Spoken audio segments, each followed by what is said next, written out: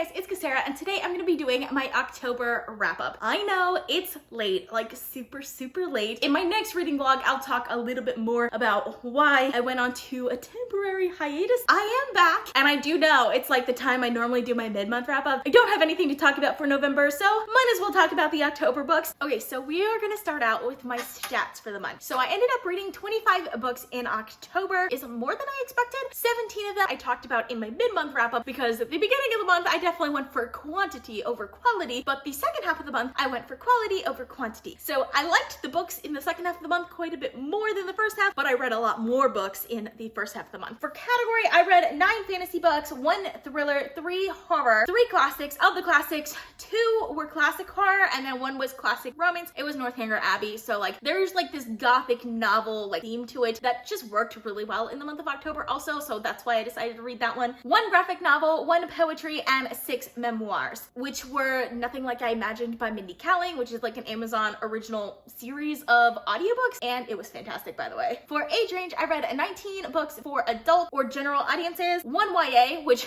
I honestly didn't realize it was a YA until I picked it up, and then I was like, oh, yeah, this is a YA book. 1 middle grade, and 3 miscellaneous. For source, I read 7 books that I owned, 3 from Libby, 1 from Cloud Library, because I have 2 different libraries, so I have 2 different library like online systems that I use now. 1 from Hoopla, 4 from Audible, 2 from NetGalley, and 4 from Kindle Unlimited. For the medium of the books, I read 6 hardcovers, 1 paperback, 3 ebooks, and 14 audiobooks. So audiobooks were definitely my main source of books this month. Then for rating. So the rating is really weird. So my average rating was 4.3 stars. As you guys know, I use quarter stars for my personal ratings at least. And because of that, a lot of my 4-star ratings are like 4.5 stars or 4.25 stars. So I generally shoot for my average rating to be about 4.5 stars. That means I'm loving and liking most of the books that I'm reading. So it ended up being 4.3 stars, which is a little low for me. It's not too low. I only had 2 books that actually hit 5 stars for me. I did rate 6 books on Goodreads 5 stars because I did have 4 books also that were 4.75 stars, which on Goodreads I put those as 5 stars, even though I feel like they're almost 5 stars, but not quite there for me. But I do put them on Goodreads as 5-star books. But I only had 3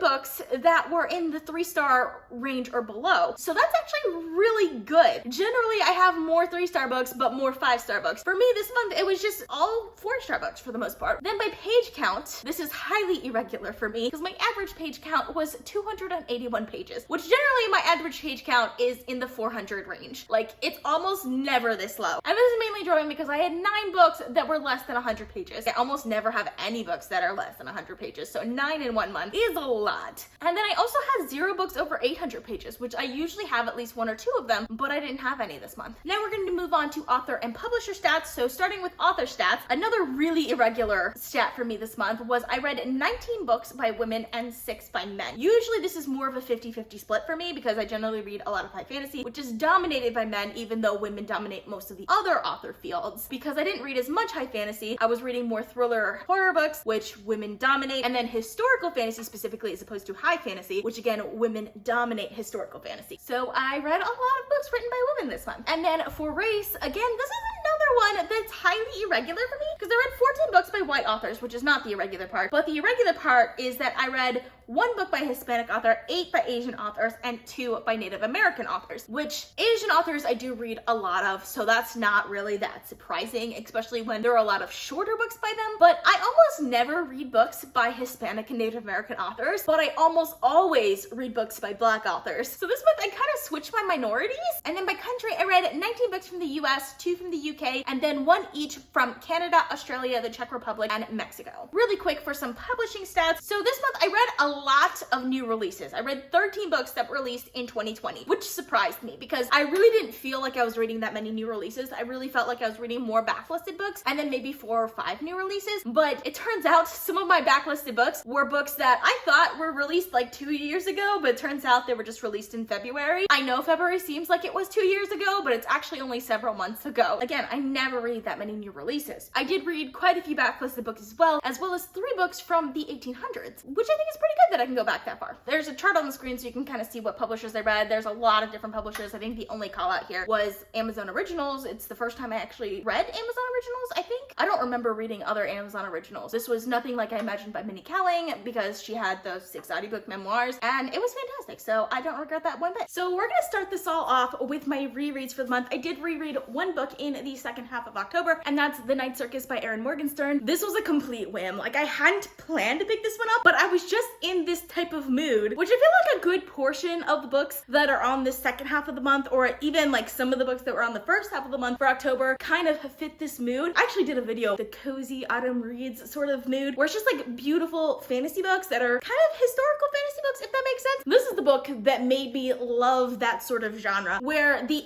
atmosphere and the beautiful writing is really what immerses you in the story, what makes the book fantastic. And this book definitely is the first book that I read that was kind of like that. So as I was in the mood for that, I just kind of ended up picking the audiobook up. By the way, I love the audiobook for this book. It's really, really well done. It's one of those audiobooks that I could just like literally read over and over again just because their narrator is just fantastic. I absolutely love the audiobook narrator. It's one of my favorite books on audio, so I would highly recommend the audiobook for this. I will say though, The Night Circus is definitely an acquired taste. I feel like some people will not like this book because it's not about the characters and it's not about the plot. It's not even fully about the world building, even though the world building is what makes this fantastic. It's really the atmosphere and just the beautiful dynamic images that this book portrays are so well done. It's the type of book that I like to read over and over again. I don't even have to read the whole book. I could just read passages of it and I'll absolutely love it. And for those of you who don't know, this book is about a circus that only shows up at night, and it is kind of the playing field for these two characters who were kind of pulled into this magical competition. But like I said, the plot and the characters are not what make this book amazing. It's just the beautiful nature of this book. I absolutely adore this book, and of course I ended up giving it 5 stars again. So as always, we're gonna start with my lowest rated book and work my way up to my highest rated. So I totally forgot to include this book while I was filming, so I'll stick this clip in where it fits in with the rest of the books. But I also read A Deadly Education by Naomi Novik, and this book is kind of hard to explain what I felt about it because I enjoyed it a lot more than I was expecting to, but I honestly don't know why I enjoyed it because when I thought back to all of the aspects of the book, I couldn't figure out what I actually liked about this book. It's kind of a weird book, but I did do a full review on this one, so if you want more information on it, go ahead and check that out. I honestly at this point would not recommend it because it's kind of like a guilty pleasure read, but at the same time, like it's not actually that enjoyable to be a guilty pleasure read, if that makes sense. But I still enjoyed it, and I ended up giving it 3.25 stars. Unfortunately, I'm gonna have to start with Black Sun by Rebecca Roanhorse. I had really high hopes for this book. Rebecca Roanhorse was an author that I read previously. I read Trail of Lightning by her, and even though Trail of Lightning was not in a genre that I particularly liked, I did like the way it was executed for the most part, and I wanted to really like one of her other books. So when Black Sun was announced, I got really excited because this is a high fantasy that's set in pre-Columbian America. So I got really excited because I love high fantasy and I want more high fantasy with non-European settings. I did have some reservations because, like I said, I didn't love her previous book, but I did want to still give it a try. So when I got it from NetGalley, I got super excited. It was honestly a bit of a disappointment. I did do a full review of this book, so I'll link it up in the cards, but this book is kind of hard to explain why it was a disappointment for me. So like when you talk about like the ideas of this book, even like the characters, the plot, for the most part I really liked. I do think the ending was a little quick, but overall I still really liked the plot. I still really liked the characters. For the most part, I loved the world building. The macro level world building specifically I really liked, where we got into the cultures and things like that. The micro level world building annoyed me a little bit because there are just aspects of world building that I have come to expect from high fantasy authors that this book just didn't have, like specifically when it came to things like dialogue and stuff like that. So I guess what really annoyed me more was the writing style rather than like the concept of this book, which is interesting because it's like an exact turnaround from her first book, which I didn't love the genre and necessarily concept of it, but the writing style kind of worked for me. So I don't know what is about that, but I still enjoyed this book and I ended up giving it 3.75 stars. So the next book I want to talk about is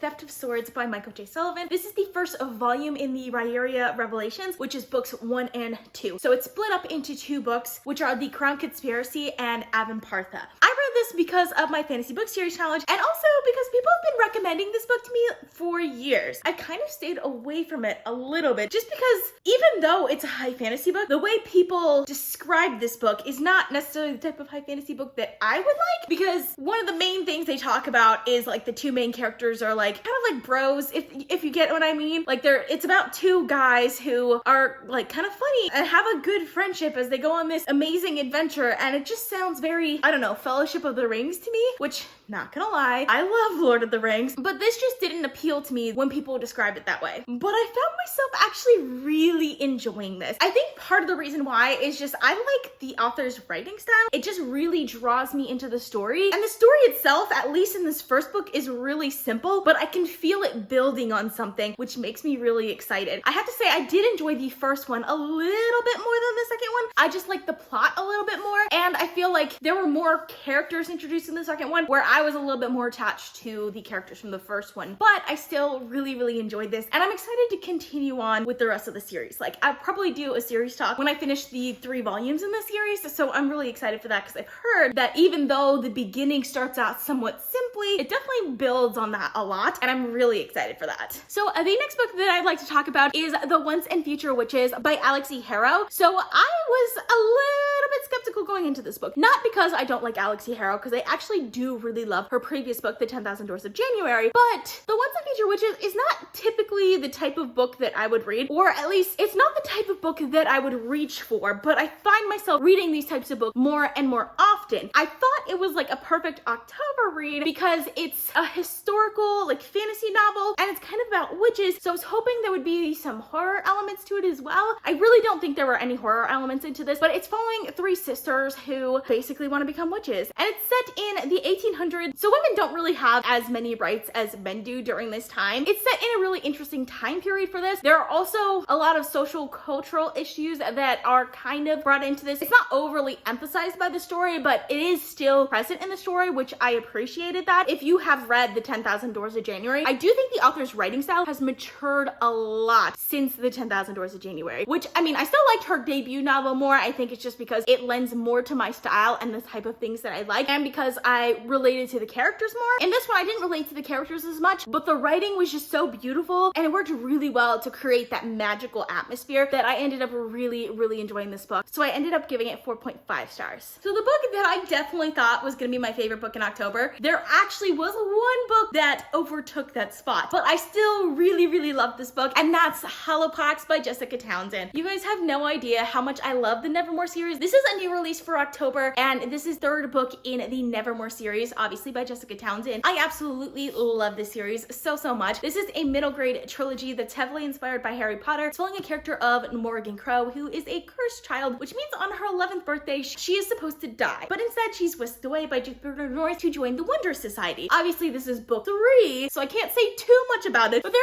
is one thing I wish I had known before going into this book, which I feel like I should have realized from the title, Hollowpox, but I can kind of see why they delayed the launch of this book, because it's about a sickness, a pox specifically, that ravages their society. Honestly, I kind of wish they delayed the release of this book a little bit more, because I feel like if I had read this book last year in October, or last year in December, or even this year in January, I would have loved this book so much. But because of just everything that's happened in 2020, it kind of turned me off from the book a little bit. Overall though, this book is fantastic, and honestly that part is not a huge part of this book, but I definitely kind of wish I knew that ahead of time, because I don't think I necessarily would have picked it up if I had known that, or at least I would have gone into it knowing that, because at one point I did put this book down and just was like, I cannot read this right now. I need to read something else, because I picked up this book to escape from reality, and all it was doing was reminding me of it. The series overall is really great for escape because it's just whimsical and magical, and the characters are outrageous at times, but also like real people, and it's just such a magical world. I absolutely love the world building in here, so like it's such a great escape, so that's why it kind of annoyed me that it kind of didn't turn into an escape, but it's still an absolutely fantastic book, and I ended up giving it 4.75 stars. And now for my favorite book of the month, and